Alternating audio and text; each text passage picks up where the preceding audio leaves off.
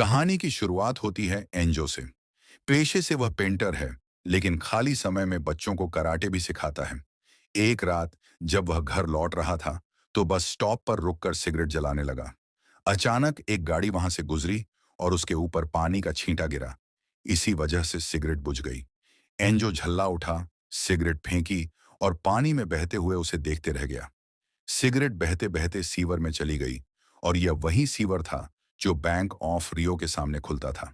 जिज्ञासा में एंजो ने उसका पीछा किया और एक बड़े पुल तक पहुंच गया, जहां से गटर का पानी बाहर निकल रहा था। पुल के नीचे पहुंचकर उसने पाइप और आसपास का निरीक्षण शुरू किया। तभी उसके दिमाग में एक खतरनाक विचार आया। क्या इसी रास्ते से बैंक तक पहुंचा जा सकता है? अगली सुबह एंजो अपने दोस्त सबस्टिन से मिला और प्लान बताया। सबस्टिन खुद पैसों की तंगी से जूझ रहा था, इसलिए उसने तुरंत योजना में शामिल होने का निर्णय लिया। लेकिन चोरी को अंजाम देने के लिए उन्हें महंगे उपकरण और हथियार चाहिए थे। समस्या यह थी कि दोनों के पास पैसे तक नहीं थे। पैसों का इंतजाम करने के लिए एंजो अपने पुराने दोस्त डिबाउस के पास गया। डिबाउस मदद करना चाहता था, लेकिन उसके पास भी इतने पैसे नहीं थे कि पूरी चोरी को फंड कर सके। इसलिए उसने एंजो को मारियो नाम के एक आदमी का पता दिया। मारियो पेशे से चोर था और अक्सर छोटी मोटी चोरी करता रहता था। अगली सुबह एंजो मारियो से मिलने पहुंचा और अपने पूरे प्लान को उसके सामने रखा। उसने कहा कि अगर यह चोरी सफल रही तो मारियो को जिंदगी भर चोरी करने की जरूरत नहीं पड़ेगी। शुरुआत में मारियो थोड़ी कंफ्यूज महसूस कर रहा था, लेकिन एंजो का प्लान सुनकर वह इस काम में शामिल होने के लिए तैयार हो गया। उस रात दोनों सीवर के पास पहुंचे। एंजो ने सबसे पहले एक मेजरमेंट टेप सीवर में डालकर गहराई मापी। फिर वे पाइप के अंदर गए और उसी टेप की मदद से पाइप की लंबाई और गहराई का अनुमान लगाया। कुछ गणनाओं के बाद एंजो ने मारियो से कहा, हम करोड़पति बनने से बस 18 मीटर दूर हैं। मारियो थोड़ी फिक्रमंद था कि अगर चोरी वाले दिन बारिश हो गई और पाइप में पानी का लेवल बढ़ गया तो पूरा प्लान फेल हो जाएगा। इस पर एंजो ने उसे भरोसा दिलाया, हम यह चोरी तभी करेंगे जब मौसम पूरी तरह साफ होगा। मारियो ने उसकी बात मान ली और दोनों पूरी तरह प्लानिंग में जुट गए। इस दौरान उन्हें पता चला कि बैंक के अंदर मोशन सेंसर्स लगे हैं। रात के समय यदि कोई बैंक में घुसने की कोशिश करेगा तो अलार्म ट्रिगर हो जाएगा। एंजो ने समझाया कि ये सेंसर हमारी हलचल नहीं, बल्कि हमारी बॉडी की गर्मी ट्रैक करते हैं। फिर एंजो ने स्लीपिंग बैग की मदद से एक खास सूट बनाया जो उनकी बॉडी की गर्मी छुपा सके। अगले दिन एंजो बैंक गया और वहां मौजूद हर डिपार्टमेंट की फोटो खींचकर ब्लूप्रिंट तैयार करने लगा। बैंक के सुरक्षा गार्ड्स ने उसे फोटो लेते हुए पकड़ लिया और बेसमेंट ले गए। असल में यह एंजो की चाल थी ताकि वह बेसमेंट तक पहुंच सके और वहां मौजूद लॉकर्स को करीब से देख सके। गार्ड्स ने उसका कैमरा चेक किया, लेकिन कोई सबूत नहीं मिला, क्योंकि एंजो ने पहले ही एसडी कार्ड निकाल दिया था। चूंकि गार्ड्स के पास सबूत नहीं थे, उन्होंने उसे जाने दिया। एंजो अपने साथियों के पास वापस गया और उन्हें उस ब्लूप्रिंट के बारे में बताया जो उसने फोटो देखकर बनाया था। ब्लूप्रिंट के अनुसार वे बेसमेंट के रास्ते बैंक के अंदर घुसेंगे, क्योंकि सभी लॉकर्स वहीं मौजूद हैं। इसके बाद उन्होंने साइकिल की मदद से बैंक और सीवर के बीच की दूरी भी नापी।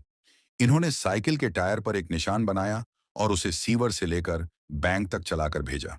रास्ते में साइकिल के टायर कितनी बार घूमे, इसे गिनकर उन्होंने दूरी का अंदाजा लगाया।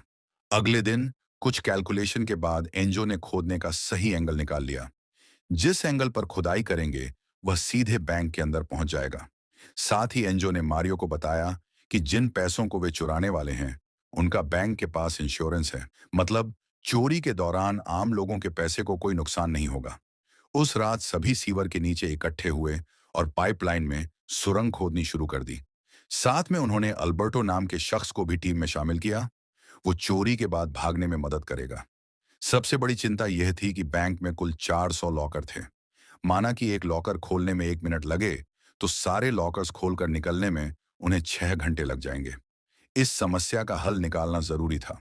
फिर एक दिन मारियो बैंक की दूसरी ब्रांच गया और अपने नाम पर एक लॉकर किराए पर ले लिया।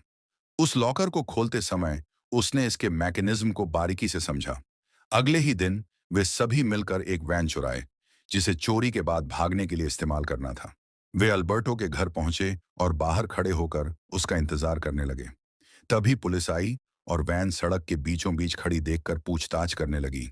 सौभाग्य से अल्बर्टो और उसकी पत्नी समय पर बाहर आए और पुलिस को बताया कि ये उनके मेहमान हैं और वहीं उनका इंतजार कर रहे थे। पुलिस शक हटाकर जा गई। उस रात वे फिर सीवर में लौटे और सुरंग खोदने लगे। पर कुछ घंटों बाद ड्रिल मशीन टूट गई और खुदाई रुक गई। ये देखकर मारियो गुस्से में बोला कि उसने पहले ही अपनी सारी सेविंग्स लगा दी हैं और अब और पैसा नहीं लगा सकता। इतना कहकर वह वहां से चला गया। उस रात जब एंजो अपनी गर्लफ्रेंड के साथ था, अचानक उसे एक नया आइडिया आया। अगले दिन वह मारियो के पास गया और पूरे प्लान में बदलाव बताया। अब वे बैंक को रात में नहीं, बल्कि दिन के उजाले में लूटने की सोच रहे थे। एंजो का आइडिया था कि वे दिन में मेन गेट से आराम से बैंक में दाखिल होंगे, ताकि बैंक स्टाफ और आसपास की पुलिस इसे एक मामूली घटना समझे। जैसे ही पुलिस और लोग बैंक के बाहर जुटेंगे, उनकी टीम सुरंग से बैंक से बाहर निकल जाएगी और तब तक काफी दूर पहुंच चुकी होगी जब तक किसी को सुरंग का पता चले। मारियो को यह योजना पसंद आई और उसने इसे अमल में लाने का फैसला कर लिया। चोरी वाले दिन सभी ने अपने हाथों पर ग्लू लगाकर फिंगरप्रिंट छिपा लिए।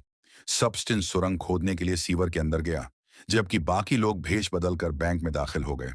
बैंक के अंदर आकर उन्होंने मास्क पहन लिए और मौजूद सभी कस्टमर्स को बंधक बना लिया। सिक्योरिटी गार्ड ने सीसीटीवी पर हुई हर चीज देख ली और तुरंत फॉरेन पुलिस को खबर कर दी। मारियो कैशियर के पास गया और उसे एक सूटकेस में पैसे भरने को कहा। वहीं अल्बर्टो पार्किंग लॉट में पहुंचा और अंदर से गेट बंद कर दिया। कुछ ही मिनटों में पुलिस बैंक के बाहर पहुंच चुकी थी और क्षेत्र को घेर लिया। इन्हीं हालात में एंजो ने एक होस्टेज को गन पॉइंट पर पकड़कर बाहर भेजा और पुलिस को धमकाने लगा। अगर किसी ने भी अंदर दाखिल होने की कोशिश की तो वे अंदर मौजूद सभी बंधकों को मार देंगे।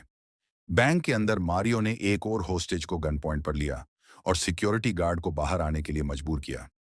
पहले वह इनकार कर रहा था, पर मारियो की धमकियों के बाद वह बाहर आ गया। मारियो ने उससे उसकी बंदूक ले ली और बाहर भेजने से पहले उसका फोन भी ले लिया, ताकि पुलिस उससे संपर्क कर सके तो वे सीधे उसी नंबर पर आए। गार्ड को बाहर भेजने के बाद एंजो ने बैंक के कैमरे शट डाउन कर दिए, ताकि कोई सबूत न बचे। फिर वह बेसमेंट की ओर गया और वहां मौजूद एक कैबिनेट को दूर करके रास्ता बनाया। इस बीच सबस्टिन ने सुरंग से निकलकर बैंक में प्रवेश कर लिया।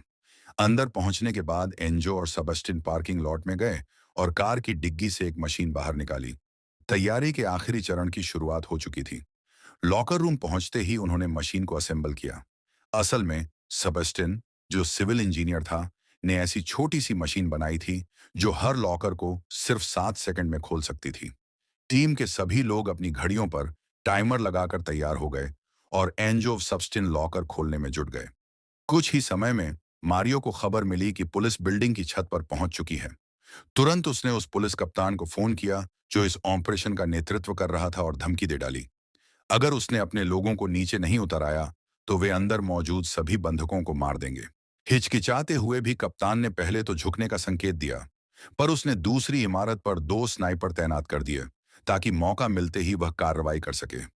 मारियो ने उससे मेयर तक बात कराने को कहा। कप्तान ने कहा कि मेयर को पहुंचने में कम से कम 1 घंटा लग जाएगा। इसी बीच एंजो और सबस्टिन ने कई लॉकर खोल लिए। उनमें बड़े बड़े बंडल और सोना निकला। बाहर पुलिस भी अपनी रणनीति बना रही थी। वे समझ रहे थे कि घटित घटना मामूली चोरी से बड़ी घटना बन चुकी है और अब चोर अंदर फंसे हैं। कप्तान ने फिर मारियो को कॉल किया और सरेंडर का ऑफर दिया। कहा कि अगर वे खुद को सौंप दें तो उन्हें सरकारी वकील दिया जाएगा और सजा कम होगी। मारियो ने तुरंत जवाब नहीं दिया और थोड़ा समय मांगा। इसी बीच एक बूढ़ी औरत आई जिसका आज जन्मदिन था। मारियो ने उसे चॉकलेट और एक छोटा सा गिफ्ट दिया और उसे सुरक्षा के कारण बाहर भेज दिया। थोड़ी देर बाद मेयर बैंक के बाहर आए। जब पुलिस ने मेयर को मारियो से मिलवाया तो मेयर ने गुस्से में गालियां दी। मारियो ने अब कहा कि वह किसी मंत्री से नहीं, बल्कि अपने वकील से बात करना चाहता है। जब कप्तान ने वकील का नंबर मांगा तो मारियो ने एक होस्टेज का नंबर दे दिया। कप्तान ने उस नंबर पर कॉल की और मारियो ने आवाज बदलकर बातचीत शुरू कर दी। वह यह सब इसलिए कर रहा था ताकि टीम को और कुछ देर मिल सके। बैंक के अंदर एंजो और बाकी टीम चोरी का सारा माल सुरंग में ट्रांसफर कर रहे थे। वहीं मारियो पुलिस और होस्टेज को नियंत्रित कर रहा था। इसी बीच कप्तान मारियो के वकील यानी उस होस्टेज के फोन पर कॉल करने लगा, लेकिन मारियो ने वह फोन बंद कर दिया था। यह देखकर कप्तान को शक हुआ। उसकी नजर बैंक के बाहर मौजूद सीवर पर गई और उसे एहसास हुआ कि बाहर निकलने का एक तीसरा रास्ता भी है। चोरों ने सारे पैसे और गोल्ड को एक बोट में भर लिया और एंजो ने सभी हथियार बैंक के वॉल्ट में रख दिए। इसका मतलब था कि एंजो किसी को भी नुकसान नहीं पहुंचाना चाहता था। मारियो ने सभी होस्टेजेस को फर्स्ट फ्लोर पर लॉक किया और एंजो के साथ बैंक से निकल गया। जब बंधकों को इस बात का पता चला, उन्होंने तुरंत अपने फोन उठाए और परिवार को कॉल करने लगे। कप्तान ने स्थिति समझते ही एक टीम मेन गेट से अंदर भेजी और दूसरी टीम को सीवर के रास्ते जाने के लिए कहा। दूसरी ओर मारियो ने एंजो के साथ मिलकर खुदाई के सबूत मिटाए और जल्दी से अपनी टीम के पास लौट आया। कहानी यहाँ फ्लैशबैक में जाती है। एंजो और उसके साथी ये जानते थे कि पुलिस अंदाजा लगा लेगी कि वे सीवर के रास्ते से भागने वाले हैं। इसलिए उन्होंने सीवर में एक छोटा डैम बना दिया, जिससे पानी का बहाव बदल सके और उनकी मोटर बोट उस दिशा में जा सके। कप्तान बेसमेंट में गया और सुरंग को देखा, पर वह इसे इस्तेमाल कर चोरों का पीछा नहीं कर सकता था, क्योंकि सुरंग के मुंह पर बॉम्ब रखा था।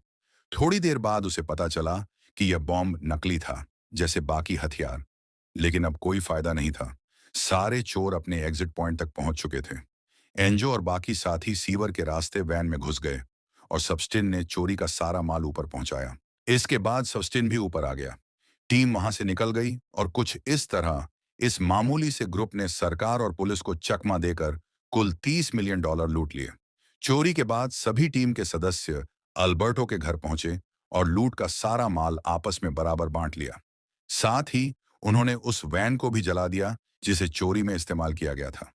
सारे सबूत मिटाने के बाद वे अपने अपने रास्तों पर चले गए और लूटे गए पैसों से आरामदायक जिंदगी जीने लगे।